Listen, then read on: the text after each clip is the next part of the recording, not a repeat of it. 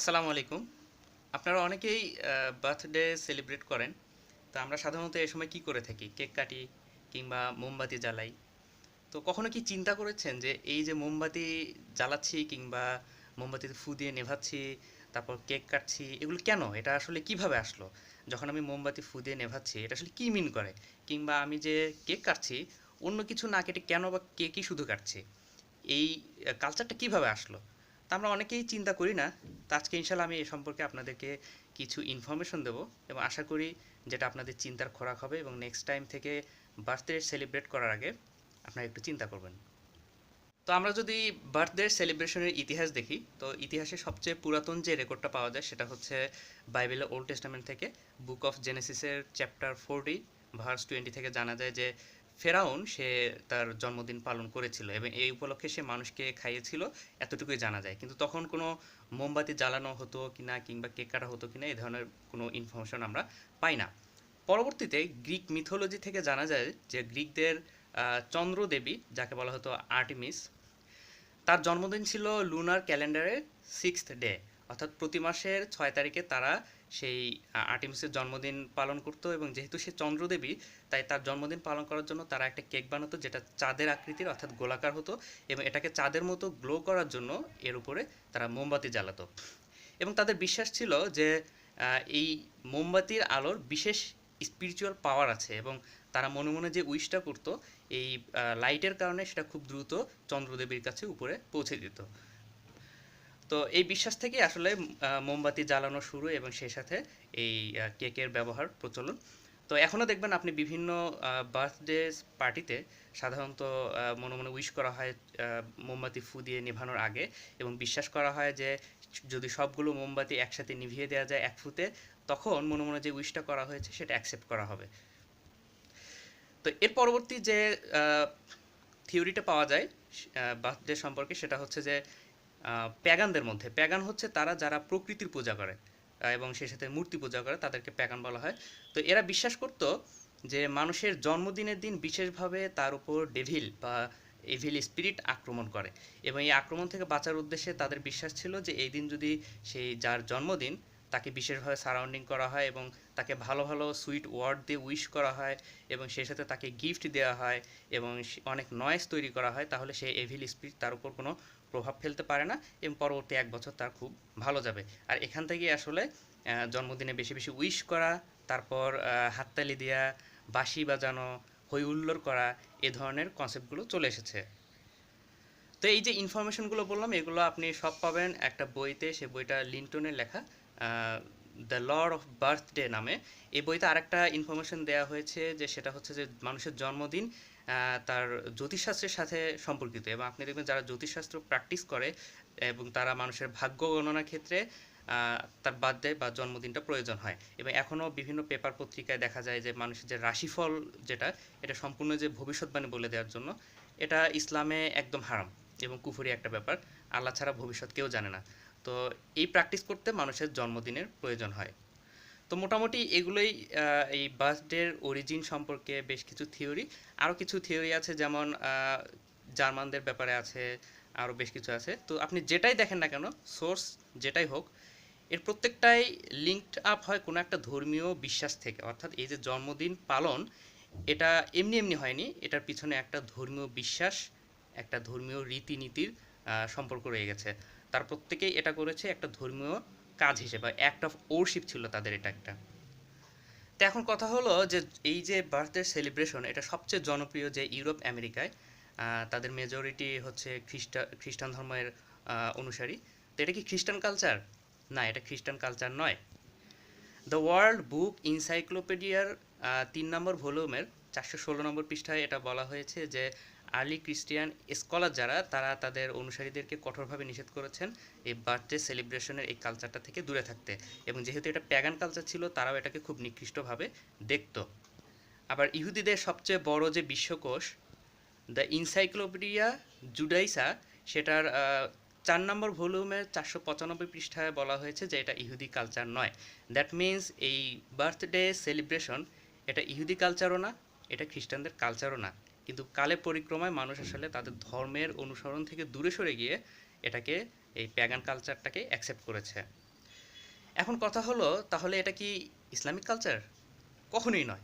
রাসূলুল্লাহ সাল্লাল্লাহু আলাইহি সাল্লাম এবং তার সময়ে সাহাবা, পরবর্তী প্রজন্ম তাবে এবং তাবে তাবেইন, এই ৩ প্রজন্মের কেউ কখনো বার্থডে সেলিব্রেট করেনি। এবং বার্থডে সেলিব্রেশন এটা ইসলামিক কালচার নয়, এই বিষয়ে ইসলামিক সমস্ত স্কলার একমত।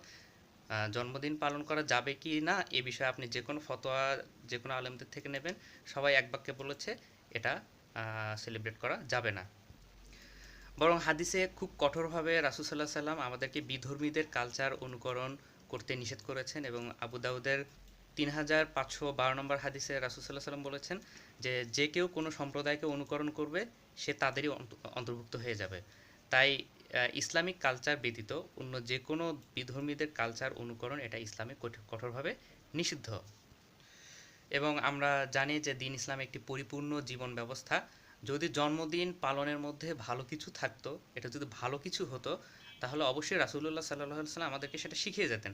যেহেতু রাসূল আমাদেরকে এই বিষয়ে শেখান নাই, তার মানে এটা অবশ্যই আমাদের জন্য প্রয়োজনীয় না। রাসূল সাল্লাল্লাহু আলাইহি ওয়াসাল্লাম আমাদেরকে সেটাই শিখিয়েছেন যেটা আল্লাহ আমাদেরকে নির্দেশ দিয়েছেন।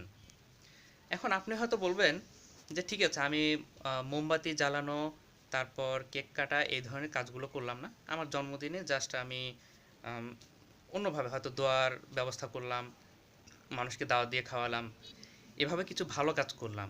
তাহলে সেক্ষেত্রে সমস্যাটা কী কারণে? কারণ এই যে জন্মদিনটা একটা বিশেষ দিন মনে করছেন আপনি, এটা কেন? মুসলিমরা জন্মদিন তাদের কাছে অন্য বাকি সবগুলো দিনের চেয়ে আলাদা কিছু না, একটা স্বাভাবিক দিন। এই দিনটা স্পেশাল আপনার কাছে কেন মনে হচ্ছে? এটা স্পেশাল মনে হচ্ছে এ কারণে, কারণ আপনার সারাউন্ডিংসের সমস্ত মানুষকে দেখছেন এই দিনকে সেলিব্রেট করতে, যে কারণে বাই বর্ন আপনার মাথার মধ্যে এটা ঢুকে গেছে যে এই দিনটা একটা স্পেশাল কিছু। কিন্তু সত্যিকার অর্থে এই দিনটা আসলে স্পেশাল কিছু না। তবে সবচেয়ে মারাত্মক ব্যাপার হচ্ছে এটা স্পেশাল কিছু কিছু মানুষের কাছে। বিখ্যাত শয়তানের পূজারী অ্যান্টনি ল্যাভে তিনি তার একটা বই দ্য স্যাটানিক বাইবেলের ৯৬ পৃষ্ঠায় বলেছেন যে যারা শয়তানের উপাসনা করে তাদের জন্য সবচেয়ে গুরুত্বপূর্ণ দিন হচ্ছে তাদের জন্মদিন। তো দেখেন আপনি জন্মদিনের গুরুত্বটা কাদের কাছে? এক নম্বর হচ্ছে যারা শয়তানের পূজা করে তাদের কাছে, আর ওদিকে আমরা একটু আগে বলেছি যারা জ্যোতিষশাস্ত্র প্র্যাকটিস করে বা ভবিষ্যৎবাণী গণনা করে তাদের জন্য। আর অন্যদিকে আরও পিছনের দিকে গেলে যে সেই প্যাগানদের জন্য যারা কিনা এই দিনটাকে মনে করতো যে এই দিন বিশেষভাবে খারাপ আত্মা তাদের আক্রমণ করে, সেখান থেকে বাঁচতে এটা সেলিব্রেট করতে হবে। তো তাদের কাছে এটা স্পেশাল। এখন আপনি যদি এটাকে স্পেশাল বানিয়ে নেন, দ্যাট মিনস আপনি আসলে তাদের অনুকরণ করছেন এবং হাদিসের ভাষ্য অনুসারে আপনি আসলে তাদেরই অন্তর্ভুক্ত হয়ে যাবেন। আচ্ছা, এবার আপনি হয়তো বলবেন যে আমি কোনো ধর্ম মানি না, আমি একজন সেকুলার মানুষ, তো যেহেতু এটা একটা ধর্মীয় ইস্যু, আমি এটার আমার মাথা ব্যথা না, আমি আমার মতো সেলিব্রেট করে যাব। এখানেও সমস্যা, আপনি যেহেতু সেকুলার, আপনি আসলে কোনো ধর্মকে বা কোনো ধর্মীয় অনুষ্ঠানকে তো অ্যাকসেপ্ট করছেন না। কিন্তু আমরা তো স্পষ্ট জানতে পারছি যে বার্থডে সেলিব্রেশন, কেক কাটা, তারপর মোমবাতি ফু দিয়ে নেভানো, এগুলো সবই এসেছে একটা ধর্মীয় বিশ্বাস থেকে। তো আপনি যদি সেটা করেন, আপনি আসলে একটা ধর্মকে অনুসরণ করছেন। কিন্তু আপনি যেহেতু সেকুলার, তাহলে আপনি তো আপনার দাবিতে মানে দৃঢ় থাকলেন না। তো তার মানে সারাংশে যেটা দাঁড়াচ্ছে, আপনি যদি মুসলিম হয়ে থাকেন এটা কোনোভাবেই তো আপনি করতে পারেন না। আপনি যদি খ্রিস্টান হয়ে থাকেন এটা আপনার কালচার বহির্ভূত কাজ। আপনি যদি ইহুদি হয়ে থাকেন সেটাও আপনার কালচার বহির্ভূত কাজ। একমাত্র আপনি যদি শয়তানের পূজারী হয়ে থাকেন, আবার যদি আপনি প্যাগান হয়ে থাকেন, যারা কিনা সেই আমি উল্লেখ করেছি সেই বিশ্বাসগুলো আপনি ধ্যান ধারণা থাকে, তাহলে কেবল আপনি এই জন্মদিন এভাবে উদযাপন করতে পারেন। তো সর্বশেষ যে বিষয়টা আসবে, আপনি হয়তো বলবেন যে ঠিক আছে, আমি জন্মদিন আমি ভালো কাজের মাধ্যমে উদযাপন করলাম, আমি এসব মোমবাতি জ্বালানো কিংবা কেক কাটা কিছুই করলাম না। তো এই দিন তো আমি আসলে একজন মানুষকে গিফট দেওয়া এটা তো ভালো কাজ, তাকে তার জন্য ভালো মঙ্গল কামনা করা এটা তো ভালো কাজ, আপনি এভাবে বলতে পারেন। তো এটা যদি দেখেন, তো রাসূল সাল্লাল্লাহু আলাইহি সাল্লাম কিন্তু আমাদেরকে শিখিয়েছেন যে আপনি যে কারোর জন্য যে কোনো সময় দোয়া করতে পারেন। আপনি দিনে ১০০ বারও যদি কারোর জন্য দোয়া করেন কোনো সমস্যা নেই। প্রত্যেক নামাজের পর আপনি দোয়া করেন কোনো সমস্যা নেই। কিন্তু শুধুভাবে আপনি একটা দিন নির্ধারণ করে নিচ্ছেন সেই ব্যক্তিকে দোয়া করার জন্য, এটাই ভালো? নাকি রাসূলের শেখানো পদ্ধতিটা ভালো, যেখানে আপনি যে কোনো সময়, যে কোনো দিন, যে কোনো মুহূর্তে আপনার মুসলিম ভাইয়ের জন্য দোয়া করতে পারেন? এখন আপনি হয়তো বলবেন যে আমি তো মানুষকে খাওয়াচ্ছি, এটা তো খারাপ কিছু না। তো মানুষকে খাওয়ানো এটাও রাসূলের একটা রিকমেন্ডেড সুন্নাহ। কিন্তু রাসূল এক্ষেত্রে কোনো সময় নির্ধারণ করে দেননি। আপনি যে কোনো দিন, যে কোনো সময় যে কাউকে খাওয়াতে পারেন। এখন আপনি যেহেতু একটা সময় নির্ধারণ করে নিচ্ছেন, দ্যাট মিনস আপনি শুধু ওই দিনকে খাওয়াচ্ছেন, ওই দিনটাকে স্পেশাল মনে করছেন। তো রাসূলের শেখানো পদ্ধতি তো বেটার। তিনি যে কোনো সময় যে কাউকে খাওয়াতে বলেছেন। আপনি সেটাকে লিমিট করে শুধুমাত্র একটা দিনে নিয়ে এসেছেন। তো এটাই হচ্ছে বেদাত। আপনি বেদাত সম্পর্কে যদি জানেন যে রাসূল সাল্লাল্লাহু আলাইহি ওয়াসাল্লামের দ্বীনের মধ্যে নতুন কিছু সৃষ্টি করা। রাসূল যেটা শিখিয়েছেন আপনি সেই শিক্ষাটাকে অপছন্দ করছেন। রাসূল যেভাবে গিফট দিতে বলেছেন, রাসূল যেভাবে মানুষকে খাওয়াতে বলেছেন সেই পদ্ধতি আপনার কাছে পছন্দ হচ্ছে না। যে কারণে আপনি নিজের মতো করে নতুন একটা পদ্ধতি বানিয়ে নিয়েছেন।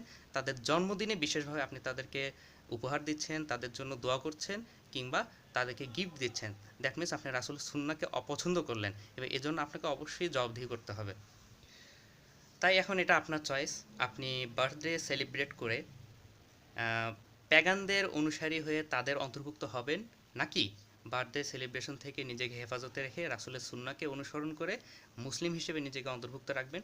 এখন এটা আপনার চয়েস।